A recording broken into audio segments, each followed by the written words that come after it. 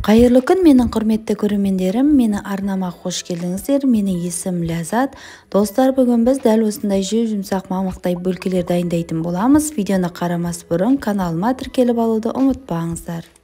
Дәл осындай дәмді бөлкені ашыған сүттен жасайтын боламыз. Сүтімізді жылытып аламыз. Оған 2 ас қасық ұн, ашытқымызды салып, жақсылап араластыратын боламыз. Араластырып болғаннан кейін тағы да 4 ас қасық ұнымызды салып, тағы да араластырамыз. Ашыған сүттен дәл осындай дәмді, керемет жұмсақ мамықтай бөлкелер дайын болады. Араластырып болғаннан кейін 10-15 минутқа бетін жауып жылы жерге қоятын боламыз.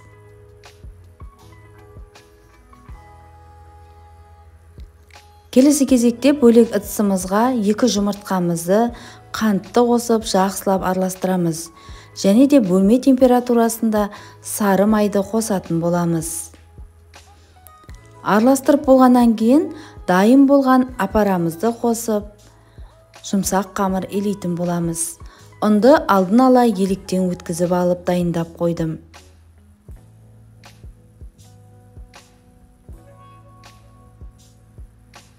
Осылайша ұнды бөлек-бөлек етіп салып, жұмсақ қолға жабыспайтындай қамыр илейтін боламыз. Достар, менің каналымда көптеген қолжетімді мастер-класстан алынған рецепттер бар. Сондықтан да каналыма тіркеліп, лайк басып, пікір жазуды ұмытпаңыздар. Мен сіздерді каналымда күтетін боламын.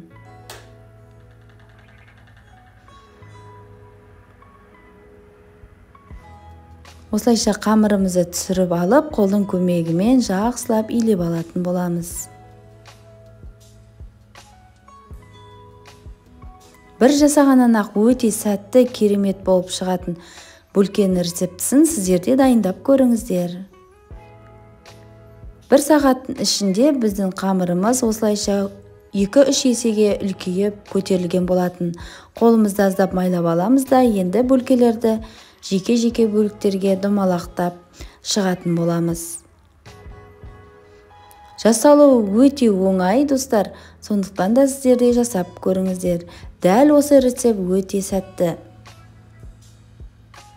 Формамызға пергамент қағазын төсейміз де, бөлкелерімізді арасын алшақ-алшақ етіп орналастырып шығатын боламыз.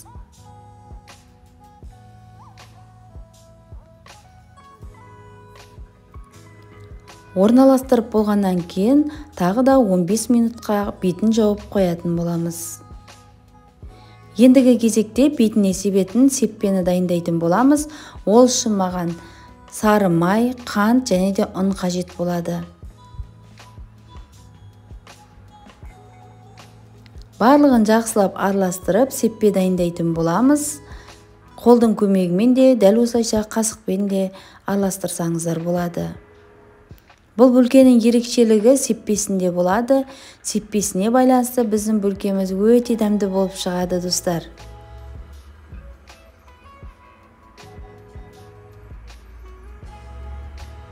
Және де жасалуы өте оңай, өте тез, өте оңай жасалынады. Мінекей біздің сеппеміз дайын болды. Енді кезекте дайын болған сеппені бөлкелерге сеуіп шығатын боламыз.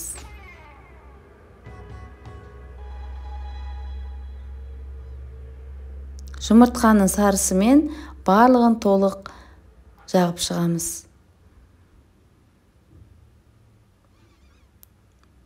Мінекей дәл осылайша сеппені молынан сеуіп шығатын боламыз.